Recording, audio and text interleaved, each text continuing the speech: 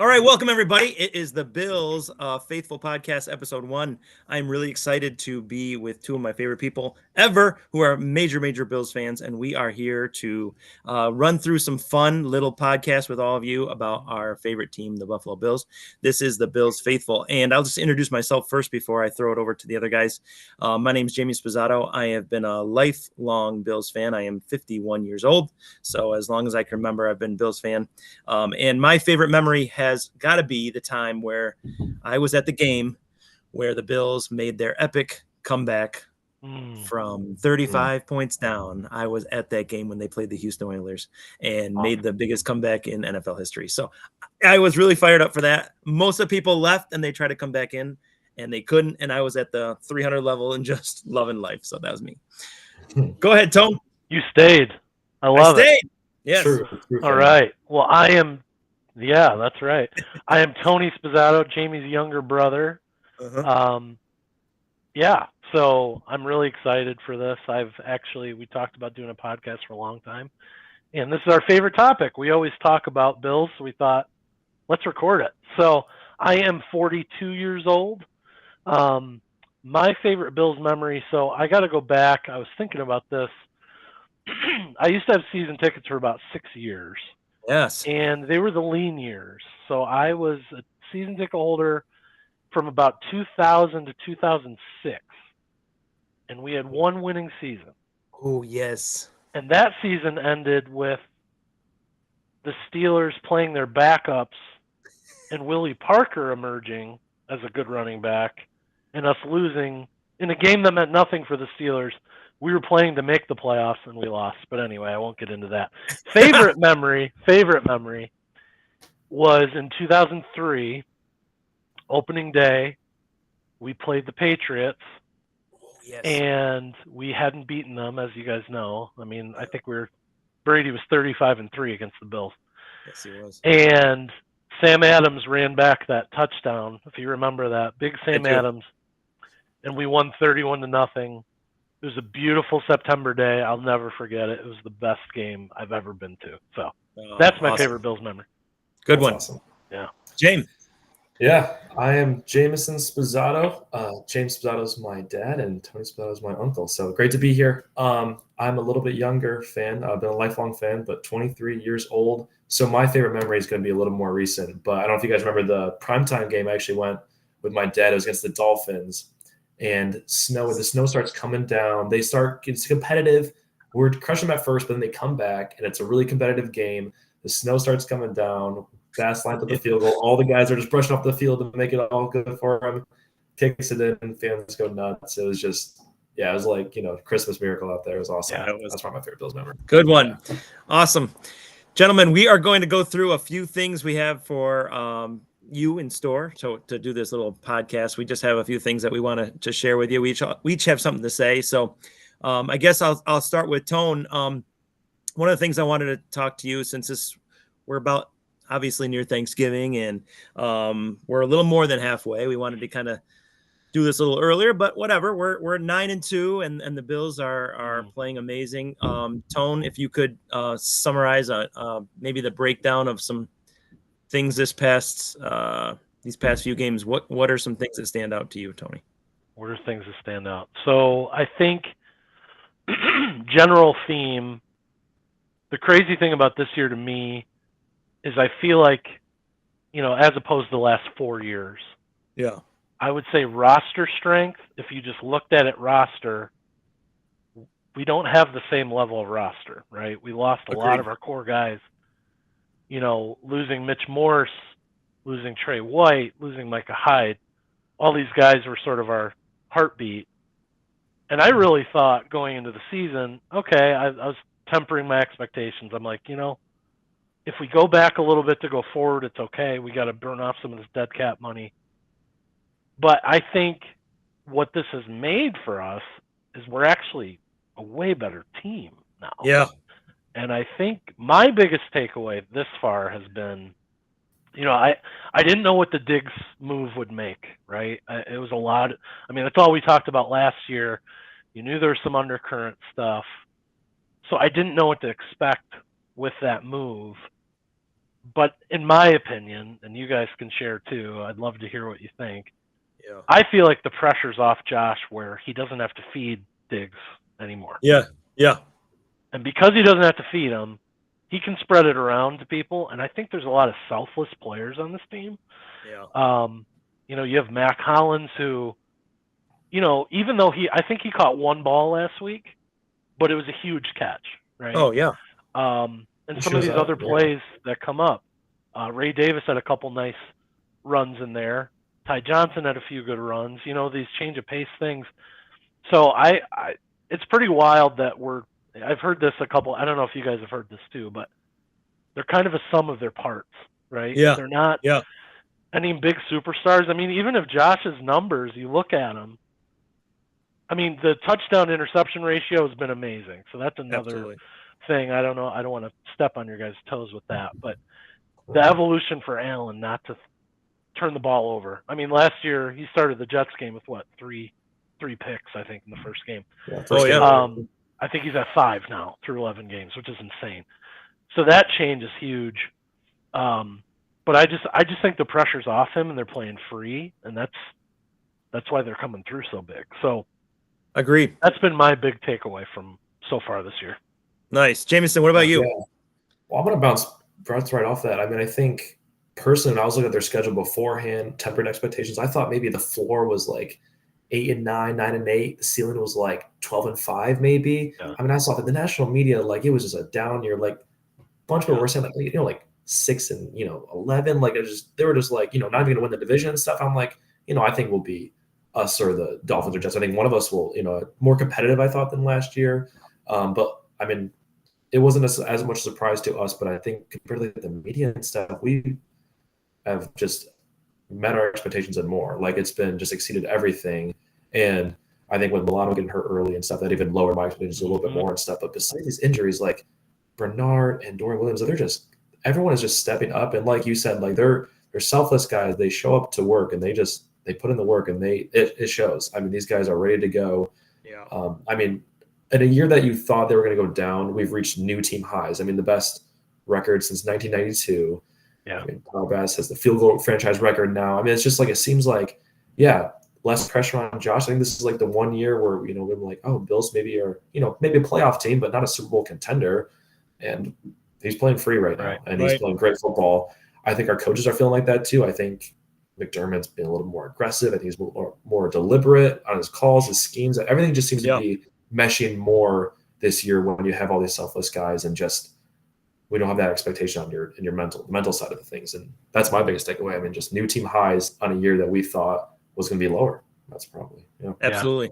No, good points, guys. I'm going to piggyback on that as well too, because I think for me, I'm not going to go down a little bit, but there was a point. I don't know if we were 3-2 or what it was, but there was a point where I was kind of questioning Sean McDermott's ability as a coach. And I hate to do that, but I was like, the Houston game really drove me nuts, where I feel like, you have like 16, 17 games. You've got to I know mistakes happen, but coaching at those big points in the games, I felt like I was starting to lose a little faith in Sean McDermott. And I have literally turned 180 because in the last few games, I have seen that team so prepared offensively. Babich has been amazing on defensive scheme, unbelievable. And Brady, offensive coordinator extraordinaire, just I don't know. Like, so maybe they'll come out like first half, but I don't know what goes on in those 15 minutes at halftime. But there's like this change. Like, nope, we're doing this. We're gonna change our scheme there, and they come out like, holy cow, they got it. And I just think that's prep work, which I feel like Sean deserves some credit for that. That has been some amazing calls for that team. So I'm with you guys. I think it's been total tone. I agree with you. Like, I have never felt like I was a Diggs fan, but I always felt like there was some sort of like, you got to kind of feed something there. I was a little concerned that way. So I feel like there's just some guys who are just humble and hungry, which is a Sean McDermott quote. Yeah. They're just humble guys, and they're hungry, and they want to play. And you got, in my opinion, Josh Allen, who's the MVP of this league, is just having a great year, and he is just playing amazing. So cool. Can I piggyback on that last thing? Please. Yeah. Name about McDermott. So, that report came out last year. Remember that article where it really cut him at the knees? And it was during a time where they were, we had to go on that run to really make the playoffs even towards the end of the year, and did so. But, people forget, I think, it's always, what have you done for me lately, right? Yeah. So Andy Reid is put on this pedestal now of, he's infallible, he's amazing. Do you guys remember that he lost 4 straight NFC championship games? Oh yeah, right. 4 straight with McNabb. Like, I mean, he had to go through that process to learn. Right. And the really cool thing, I wrote this down to bring up with you guys, that decision to go 4th and 2, and I know we'll probably get back to it, where Josh ran the touchdown for the eventual game winner. Right. That was the same yardage that they decided to kick the field goal on last year in the playoff game when Bass missed the field goal. Oh my! It was the same yardage. Yeah. Good so point. It's really crazy. I mean, talk about a difference in play to stay in the game versus play to win. Right. And I think he learned that this year. Complete mindset change. Yeah. I agree. I agree with that. Jameson, top 3 offensive players. What do you think? Name your top 3. I mean, the obvious one's going to be obvious, but I think Josh Allen, is the first. I mean, his efficiency percentage right now is, all-time high for him. I looked up a few stats for this, and his sack percentage is at an all-time low with his career so far too. It's at a 3.69% every pass attempt. So every single pass attempt he has, he's only sacked 3% of the time, which is like, it's unheard of. I think his other years, 4 or 5%, stuff like that. But right now it's at just under 4%. It's crazy. You got guys that are like, wow, crazy. I saw like Kirk Cousins and stuff like that. They're almost at 10%. Like, it's 3% is crazy. And I saw that one. He's got 26 big time throws. That's mean like in the crucial moments, they're making throws that are down the field or critical moments that lead to points. He's got 26 of those. No other quarterback has more than 21. I mean, that to me, that speaks MVP. That that's speaks a cool offensive. Like that's awesome. He's a weapon. I mean, that's just incredible. My second one, it's kind of a toss. I think just taking the pressure off Allen and stuff like that. He's playing amazing, but James Cook's been a big part of that. I think our running back committee is the 3 each have their own strengths and stuff like that. But Cook, 11 rushing touchdowns. I think the total touchdowns. I think it's not rushing touchdowns, but is no fumbles as well. I think I saw that 11 touchdowns, no fumbles this year. Agreed. So far. Yeah. I mean, that's you see his strength. I know he worked down the offseason. His strength. Yeah, I mean, that last touch on the Chiefs. I mean, he had 3 guys on him. He went low and he just plowed through them. I mean, his strength has increased this year. Yeah. He's number 2. Number 3, I think that there could be so many people here, and it might be. I think Shakir is the 3rd, though. He's taken a giant leap. If you look at his stats the last, first couple years and stuff like that, obviously he had Diggs overshadow and all that and stuff, but he has been a go-to for Allen. I mean, these 3rd downs, his career highs in receptions per game, yards per game. He's got 5 games so far with 100% catch rate. I mean, that's reliability. I mean, that is 5 games with 100% catch rate. That's like prime Michael Thomas type of just catching everything in the slot. And it's so reliable for Allen. I mean, those are my 3. Yeah. Tone, anything different from those 3 that you could add? Ooh, I think James did a good job of hitting the main 3. Shakir's been fantastic. His catch rate this year is the highest since they've been tracking the stat in '92. I saw that tweet. It's oh man, he's a beast. And him taking that hit last week, you saw him get hit like in the kidney.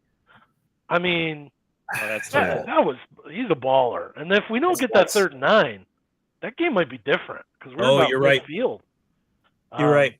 That was a big play. I think Keon Coleman's been a good surprise for me. I think he's acclimated quicker than what I thought. I mean, a couple Yeah. of his catches have been awesome.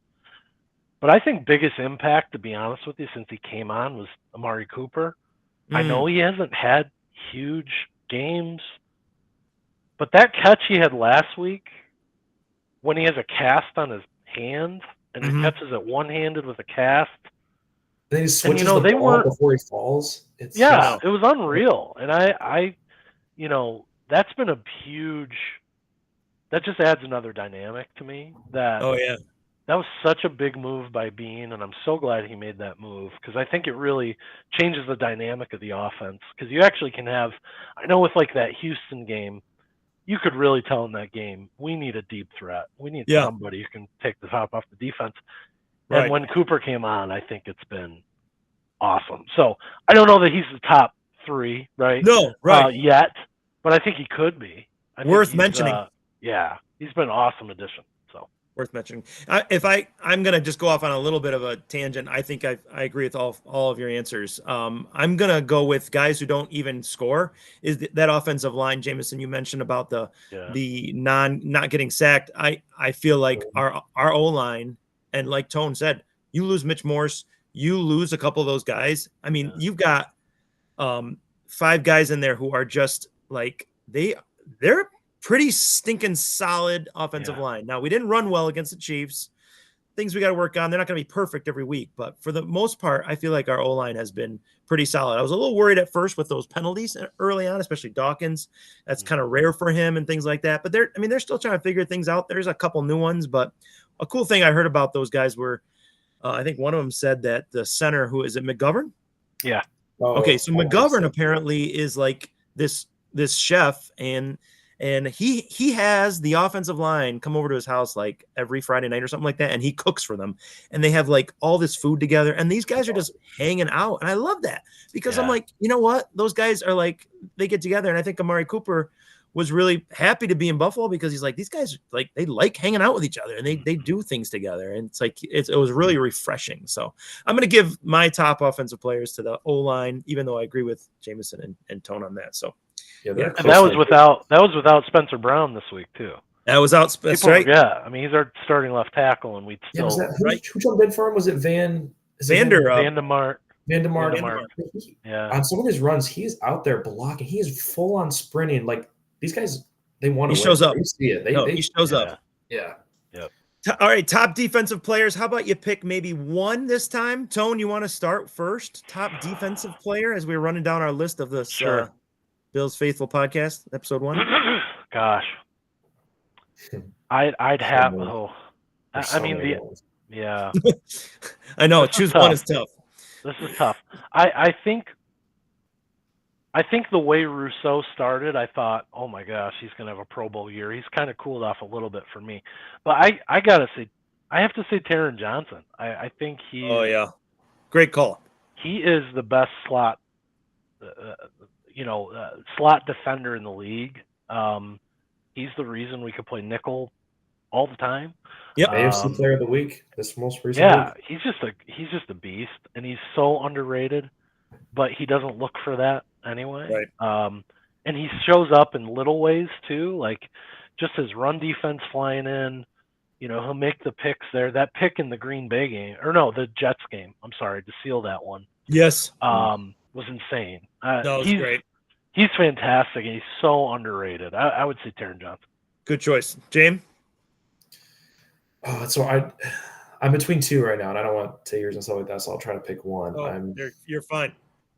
For me, the 2 are like Dorian Williams and Terrell Bernard. I think Dorian, not even considered a starter coming into this year, like with Bernard in the as a starter. He comes in, he's 97 total tackles, 30 more than the next highest in the team, and he stepped up. Dude's doing good. I'll go with him. I think just because of the expectations and how he's looking right now. I mean, at one point, I don't think he's anymore, but a few weeks, I think the first 6 weeks in the NFL, he was top 5 tackles in the league. I mean, total tackles. Yeah.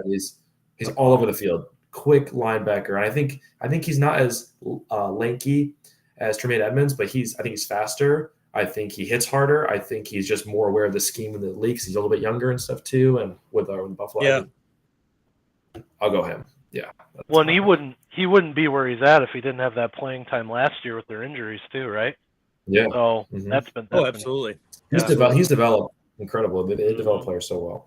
Yeah, Bernard's my top guy. I feel like he's just amazing. I wish, to keep him healthy and stuff. Rousseau, I had Rousseau as my top as well. I just feel like, I don't know how many sacks he has. Jameson, stat guy, probably could figure it out. I probably knows. I don't know off the top of my head.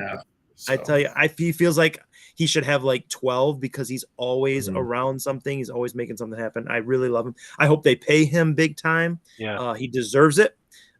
He is a very, very good defensive player. So yeah. Great call on the offensive players and defensive players, guys. We're going to move on to our next topic, which is our next opponent. Since we are 9-2, we do have a bye this week, which is great. So hopefully some guys will get healed up. Awesome bye week this year. Awesome bye week. Yeah, fantastic. I love it. It was so good. Yeah. So we don't have anything on Thanksgiving, which is kind of nice. I know Detroit does. So that's going to be big. But we play the 49ers, and it's a Sunday night game, which is even pushes it later for us. So that's great. Next opponent, anything you want to talk about that way, Tone, with like 49ers Bills matchup in Highmark Stadium, 8:20 Sunday evening. Yeah. Well, Purdy's kind of banged up from what I've heard. He has like a shoulder. I have heard that. I think some kind of arm situation. So that's huge. San Francisco's a very solid team. They're well coached. I mean, they can always score. McCaffrey's a beast. So that my biggest fear in that game would be McCaffrey. I think we've shown a little bit of weakness against the run this year. That would be the only weakness on defense where I could see. I mean, that Baltimore game, Derrick Henry's a freak, but that showed that a little bit, right? Agreed. I think because it's at home, it's a Sunday night, if we can start hot, which I would expect we would, I think that this game doesn't look as scary to me now as it did before the season started. Just because of some of the injuries San Francisco has and stuff like that. So I'm very confident about the game. I think we'll come out, especially with another week of rest. I mean, that's fantastic. That'll be a really good game. So as long as we can keep McCaffrey in check, I feel pretty good about the game. Nice. Yeah. James, what about you? Yeah, I think they're desperate for a win. I mean, they just lost to the Seahawks, on a fourth down run by Geno Smith. So they're the whole division, is every game matters for them, all those teams. So I got three things. My first thing was I was looking some stats up on Brock Purdy. I'm like, how he stopped this quarterback. He's thrown the big time throws were one of the highlights of the quarterbacks that I saw on one side, but the other ones were like danger throws. Sure. He's got 16 danger throws this season, which is top 5 in the NFL. He's got 16 danger throws. I mean, those are, and then including this, 16 danger throws, 10 interceptable passes. So I don't know how many interceptions he has, but he's trying to he's getting the ball away, but his time of release is really good. He gets rid of it quickly to McCaffrey, to his weapons, but he does he wants something to happen, and he can get impatient. And when he's under pressure, he throws 56% accuracy. So I think I don't want us to total blitz because I think he's just gonna dump it off to McCaffrey a lot. But I think if we can really rely on those front four, put pressure in there, I think if we can not go heavy on Trent Williams. I don't know what Trent Williams' health is right now, but he's a beast at the O-line for them. I think we need to come off on the other edge a lot. But if we can get him any sort of pressure, I think it's going to be great. Yeah, Christian McCaffrey, I mean, obviously, Ayuk's out for the year and stuff like that. McCaffrey's the best weapon on that team. I mean, if he shows up, they're going to win a lot of their games. So, Kittle could be a threat. I'm not too worried. I think we're doing really well with the tight ends this year.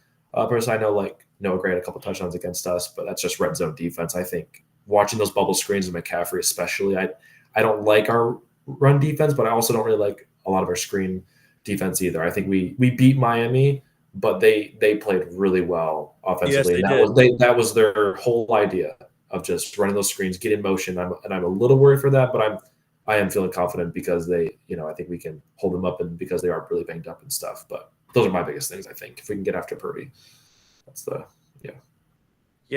Well, it'll depend on the weather a little bit too. I'm hoping that it's going to be kind of nice that day. When you're that crowd, I'm sorry, that crowd at that Kansas City Chiefs game. I mean, Jamie and I were watching it together. I mean, you could Sal Capaccio was saying, like, just how loud it was on the field. Yeah. He could not believe it. And so the fans are going to show up. That's going to not be a problem. You're at home. I think we're great at home. I don't see any problem with that. I like us to control a little bit. I personally would love to see our running game kind of get back together a little bit. I think we can actually do that. I'm hoping at that game, because I feel like if we can establish the run a little bit, our play action, or even, Josh rolling out or whatever. Oh my goodness. I love what he can do when he has a little time like that, or he can do that play action, or if he can roll or run. Play action's been amazing this year. Amazing. You're right. Yeah, totally. So I feel like success rate, but yeah, I'm with you, Tone. I was kind of concerned about these actual last few games, because I know we've got Detroit here coming up too. I was thinking that this part of our season was going to be the toughest. I knew we had some tough ones because we had those 4 night or 4 primetime games. I don't know if they were in a row or whatever, but we had some primetime games early. I knew that part of the schedule was going to be kind of interesting. I was hoping to get out of there with a 2-2, 3-1 or whatever. And then this part of the season, I wasn't too hopeful either. So to beat KC, I think we can beat San Francisco. And then we go to Detroit, which is going to be, personally, I would love a little Super Bowl preview, but whatever happens. That team is amazing as well, because they are racking up points, but we'll get to that later on. But yeah, definitely, I think we can take this win. We'll have some guys back. I'd love to give them some reps, and get to Brock Purdy if he is available that day. So any last minute thoughts on that? Would love to sweep the division. We got them and the Rams left. Oh, yes. They're going to beat the Seahawks. That'd be pretty cool, because that division's competitive. I mean, it's a good division. Mm-hmm. It is a close division. They picked the wrong year to play AFC East, though, against us, right? Oh, right. I want to piggyback on what Jameson was talking about with the pass rush. So, yes, I don't know about you guys. Were you guys impressed how much we got to Mahomes this past week? I actually was. Especially with not blitzing all the time. Yeah, I agree. Yeah. We put him in. I mean, he was in situations where he couldn't. Yeah. Go ahead.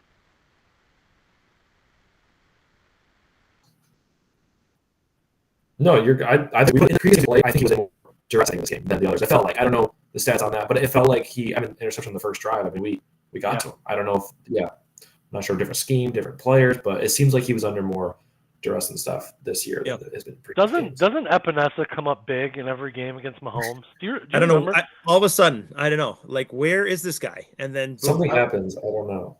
It's wild. Remember, he had that interception last year against us too. A big one. In the tip pass, right? Was it the tip pass? Yep.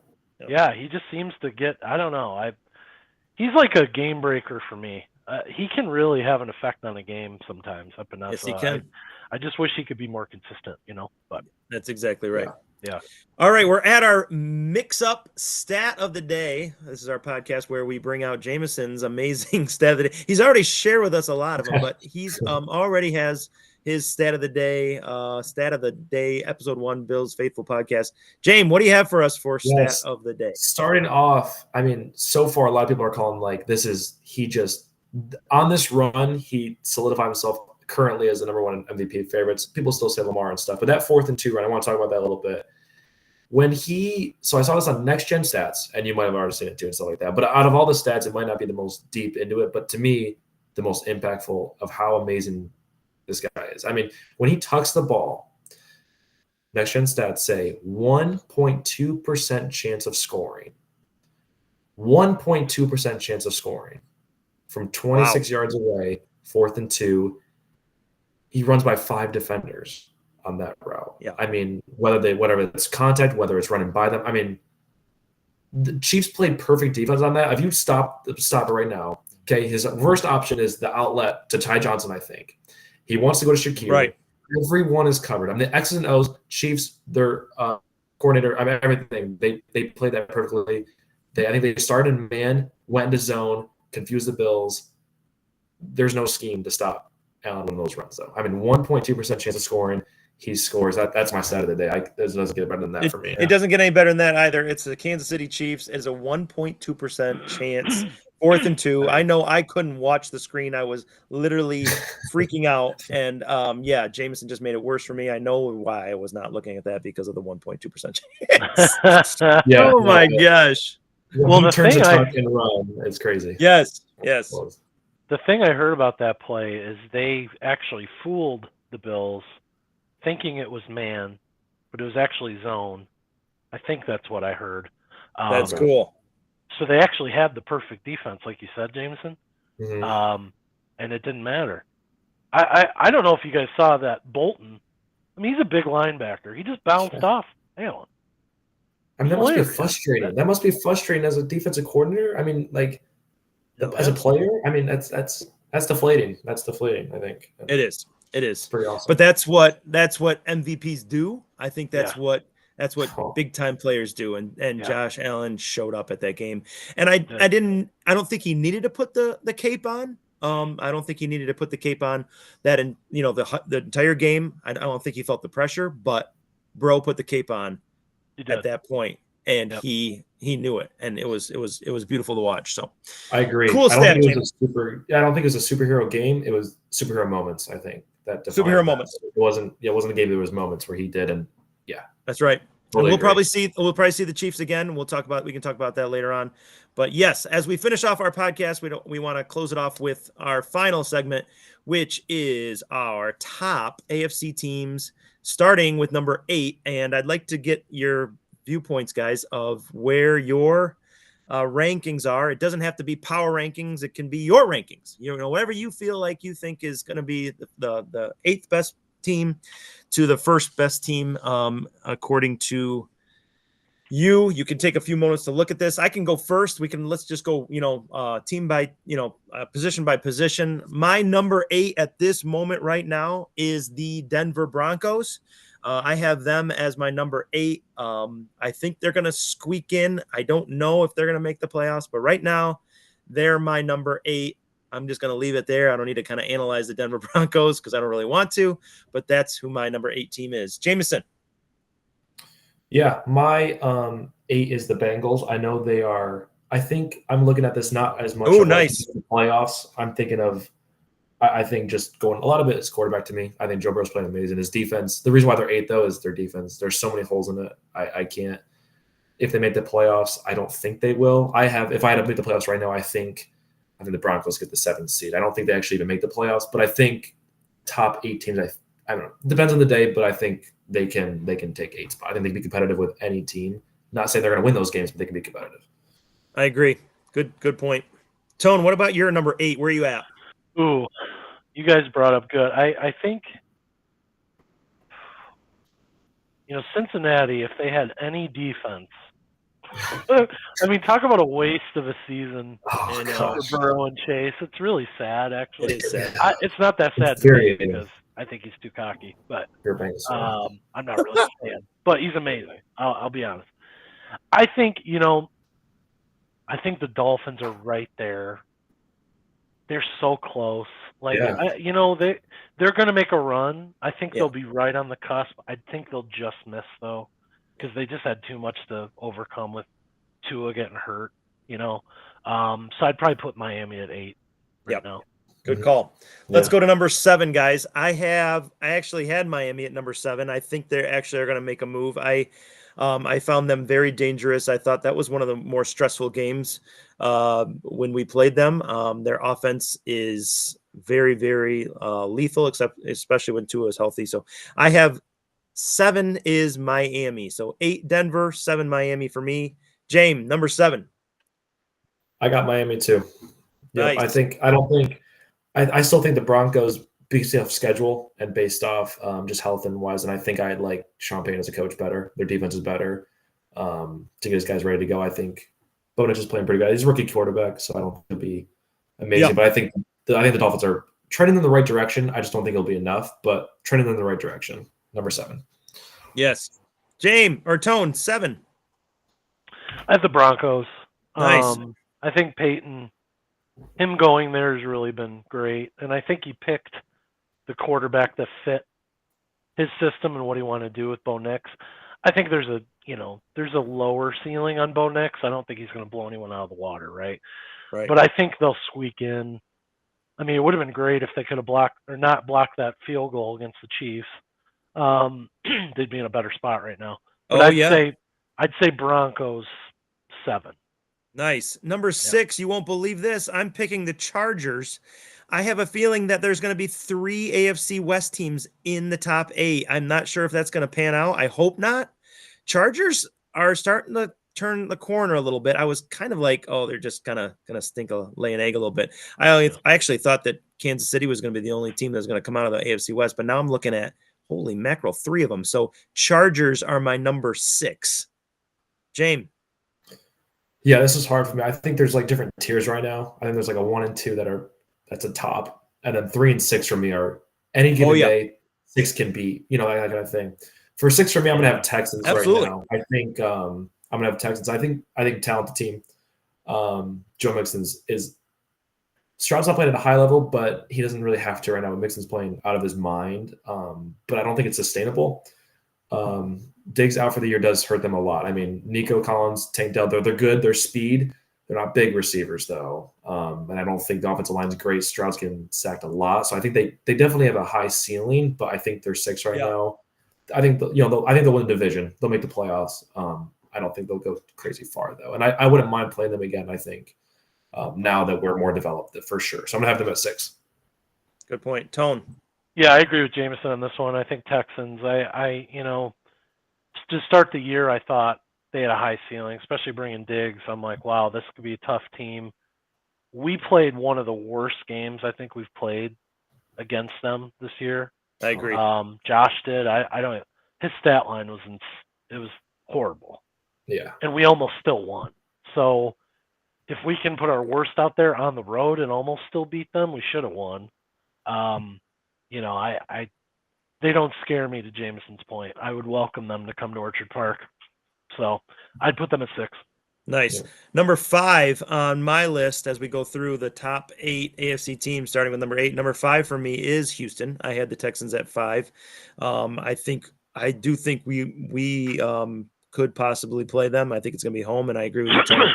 We will kick some butt at home against those guys. They're not going to be able to survive being outdoors. Jameson. No, yeah. I'm going to go with, and I was struggling with this 3 through 5. I think I like Texans at 6. I like my top 2, but 3 through 5 was tough. Just by going head to head right now, though, and who won and who didn't between these teams, I'm going Chargers 5. They're trending in the right direction for me. Well coached, star quarterback, great defense, and Dobbins, who isn't. I mean, he's very injury prone. I think if he does have an season-end injury, that changes a lot for them. But Herbert's running a little bit more. But the weapons does concern me. I know, like, people thought, Buffalo has no weapons, but their weapons even seem a little bit, it's not great. Herbert's trying. I mean, luckily he's a great thrower, but he doesn't have a ton to throw to. But I think because of strong quarterback, strong coach, strong defense, that's gonna take you good places. So they're 5 for me. Good point. Tone. James, we're mind melding here, brother. Yes. We're mind melding. Chargers. Harbaugh going there. You guys saw the last week's game. Old Chargers lose that game. Yes. Cincinnati. Oh, yeah. I think just the coaching changed that for them. I love him for Herbert. I like Herbert. I really do. I think he is a high ceiling. He's solid. So I think that they'll level up this year. I think they'll be in the playoffs. I don't think they'll win the division. I don't think they can overcome the Chiefs. But they're solid. I think they're solid at 5. And it would be a difficult game against them because of their running against the Bills. That might be a tough matchup a little bit. Yeah. But I definitely would be confident to playing them if we had to. So nice. 5. A nice little change in culture there with that new with the new coach as well. Good point, Tone.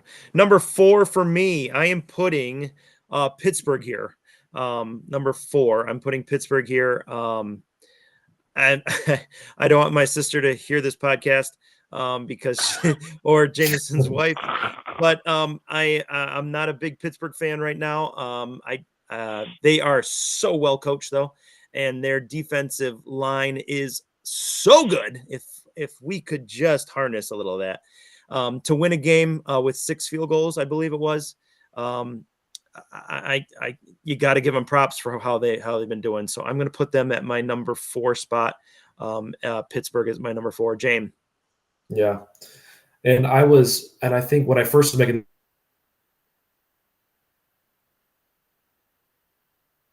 this list, I had Steelers here as well. And stuff. But I put the Ravens not because I think victory-wise, Ravens have had a more successful year. I think Lamar's playing better. I take Lamar over Russ any day, but just because the Ravens they can't beat the Steelers. And like I said, they're so well coached.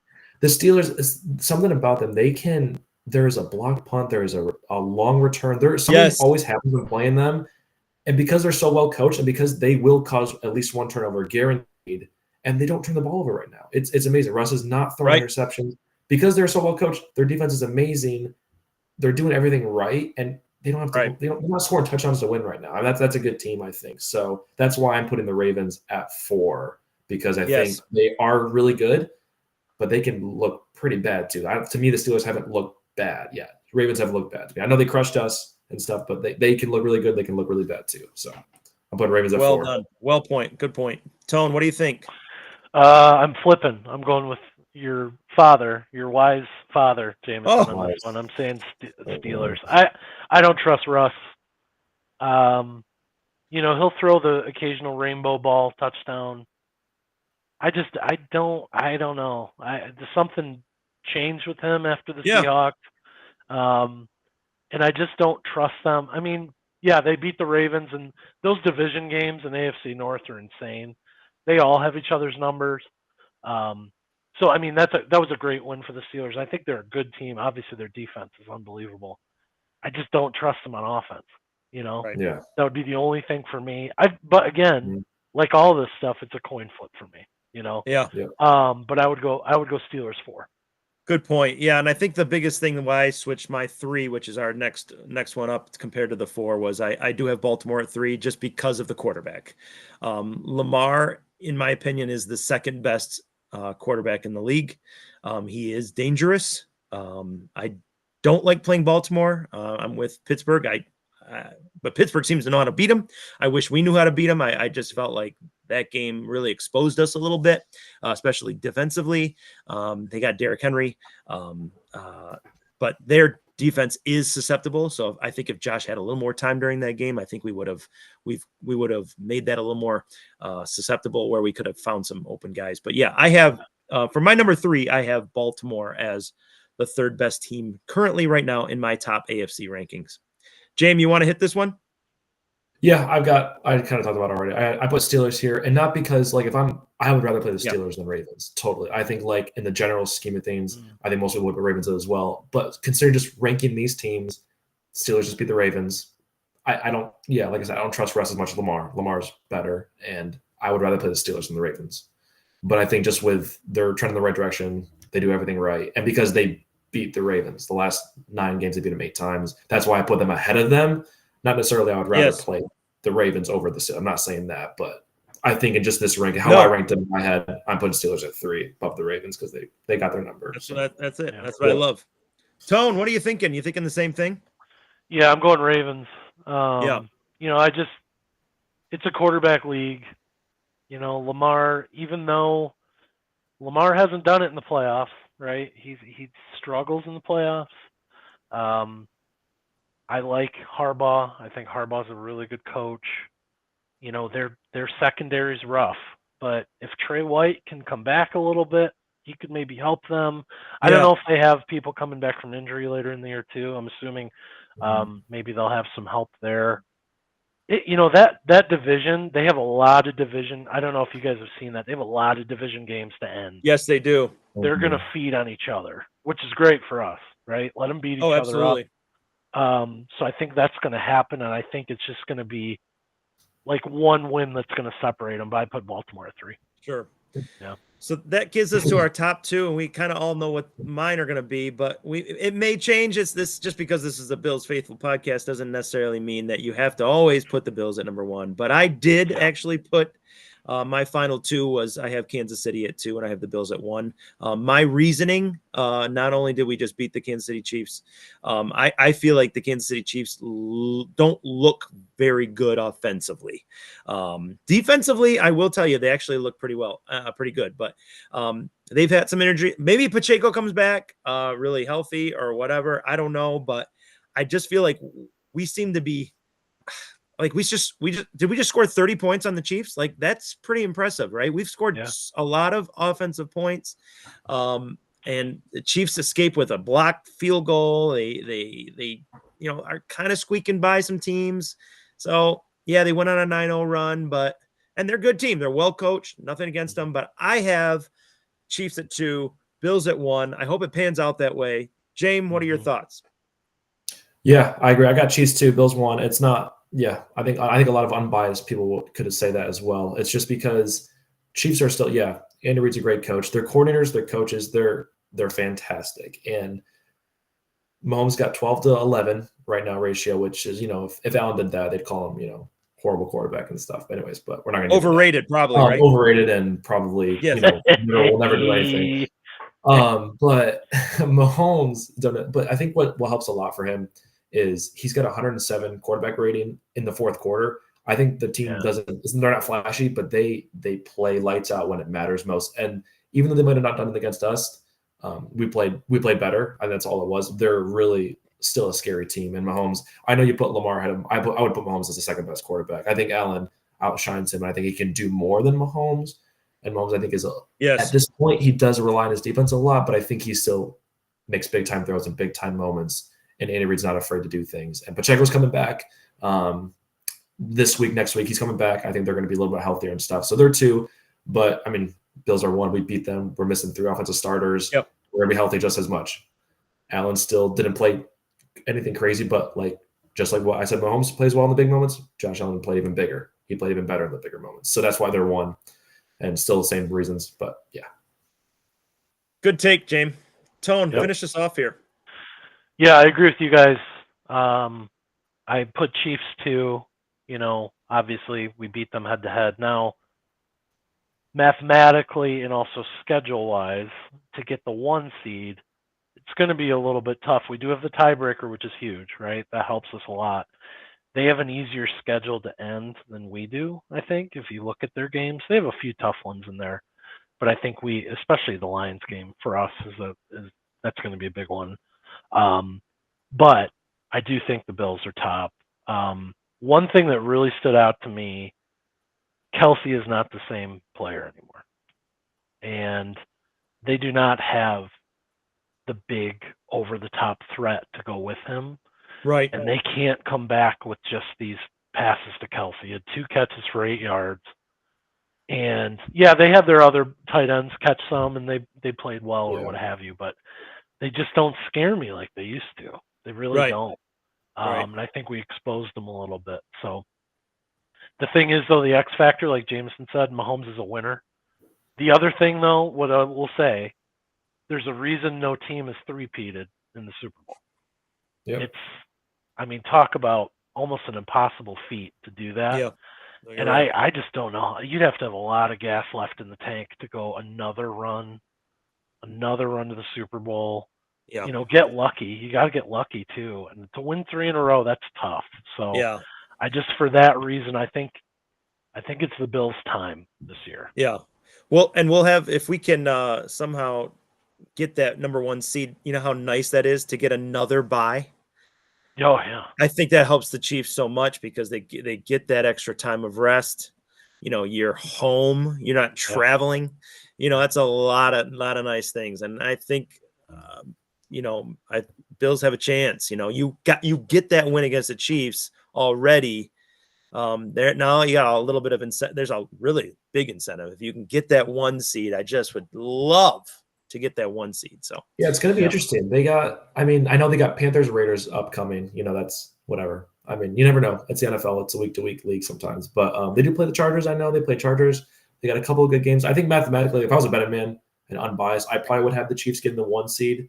I think we get the 2 seed. I think if I had to like put the playoffs, I think I'd have probably Chiefs probably won. I think those would be 2 seed playing like the Broncos, 7 seed. I think Steelers will win the division. That them or Ravens back and forth, but whoever wins the division plays like the Chargers, 6 seed, and then whichever one doesn't win the division, Steelers Ravens will be the 5 seed, play the Texans for the 4 seed. That's what I think it's going to be. If I was like a betting and stuff like that.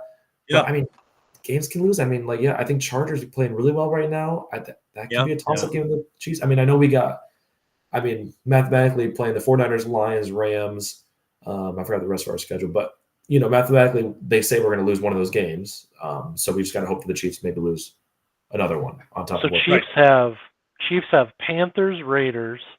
So those are 2 wins, I think, even though the Raiders that's a division game, so that's always tough. Yep. Chargers, Browns at Cleveland. That could maybe, then they play the Texans, the Steelers, and the Broncos. So those aren't easy plays, those on Christmas too. And they play at Pittsburgh and at Denver to close, so they're not at home. Interesting. So those are tough. I mean, you could easily see them have 3 losses out of that, right? And could we make a run and only lose 1? I think we could. Yeah, we end the year with Patriots, Jets, Patriots, I think, too, which I think we do. Division games, two but I think those are the last 3. Yeah. Those last 3 weeks are going to be crucial for sure. Yep. Awesome, guys. Great takes. We're going to start off with our episode 2 in a couple weeks after the Bills probably get through maybe the Detroit Lions. It'd be nice to kind of come back and see if our rankings have changed and where we will be sitting as we get closer and closer to the playoffs. So great job, gentlemen. Any last minute, last little thoughts before we close this out? I have one more thing that I wanted to pose to you guys. I was thinking about it this week. Beautiful. So the decision to go for it on 4th and 2, okay? Do you think it was because we've seen this story before, we've done the safe route, we've lost because of it, and Sean decided we're going to be aggressive? Or was it, I don't trust Bass to make this kick? What do you guys think? Jamie, you want to go first? Sure. I can see it both ways. I think Bass missed an extra point in that one, but he also hit a couple 40-yarders and stuff. I think if you're on the second option, you're talking about trust. I mean, do you trust Allen or Bass more? I think I pick Allen if I'm the coach, right? 4th and 2, heat of the moment. He's going to find a way to get to me. He's going to find a way to get those 2 yards, and then even more than that. So I think if you went the second way, I can see that where I'm like, not necessarily don't trust Bass, but I think I just trust Allen more maybe. But also maybe crunching the numbers. Last time we did this, I don't want to give Mahomes down 5 with 1:40 with timeouts with the ball either. I know they don't have Tyreek and Kelsey's not the same. We're locking them up, but you don't want to chance that. We've chanced that before and it's gone wrong. So I think it's almost kind of mix up both. I think I would lean towards the second and just trust in Allen in that moment though. It's always tough, Tone, because I think and I think I have these conversations at work all the time. You're like, okay, so what if Sean goes for it and he doesn't? What if he doesn't make that? What if Josh gets sacked, puts him back, kick a field goal, you're up by 5, giving Mahomes the ball to do whatever, score a touchdown in 1:40, like James said. Obviously that could totally happen as we have seen in the past history. So I think Sean, I agree with James. I think he doesn't. I think he trusts Bass. I think he just wanted to say, no, we're going to go for this and take the time away. And I don't even know if Sean was like looking for a touchdown at that point. I think he was just like, no, I think we can go for it on first down. I think we can get this and keep the ball. So, and then, I don't think he said, well, let's run this up and see if we can score a touchdown. I think he was running something up. And I don't know if you heard this right, but I think Joe Brady had a different plan there and Josh just made a decision.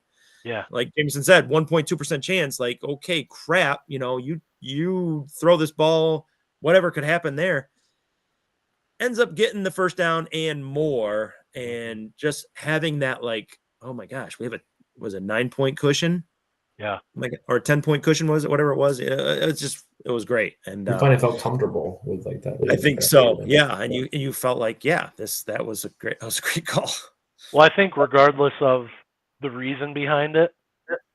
I think the outcome is now going to make him trust Allen even more the next time. So I'm just glad it worked out, right? Because now we can point back to say it doesn't pay off to be safe anymore. It just doesn't. And you got to go out and win the game. And, I think back, James, we grew up being Bulls fans, right? Oh, yeah. We could not beat the Pistons, right? Right. We couldn't get past them. Yeah. And then finally, that thing clicked where we could beat them. And I think we could look back at that game and that decision where maybe there's a change of the guard, right? Yeah. Where Yep. we get over the hump. I feel like it's AFC especially is ripe for the picking this year. And it makes Absolutely. me like, it's kind of cool, but because I didn't, like I started off with my first comments, I didn't expect this year, which Right. makes it even sweeter to me. Absolutely. Which is great. So absolutely. Yeah. And 4th and 2 and short, go for it every time. Yeah. Go for it every time. I don't even care if you don't get it. Just knowing that you're going to go for it makes the other teams like, crud, we're 4th and 2. Now I wonder what they're going to do right now. Fourth, whatever. Maybe it's like you said, like with Andy Reid losing those championship games, maybe it took a few times from McDermott, but he wants to win on his terms now, I think, more than I think there's a couple times this year where the fans want to, and I probably wanted them to go to 4th down and stuff like that. Maybe he didn't. He still got a little bit of that in him, but it's definitely the percentage wise, it's much higher where he wants to win his own terms and he's realizing that it's starting to pay off. Like it's starting to pay off. So agree. Awesome take, boys. All right, everybody, we'll see you next week as we are in whenever we do this again, as we talk about the Bills Faithful podcast. Episode 2 will be coming up, and we got some new good stuff for you coming up. So take care. Go Bills. Go Bills.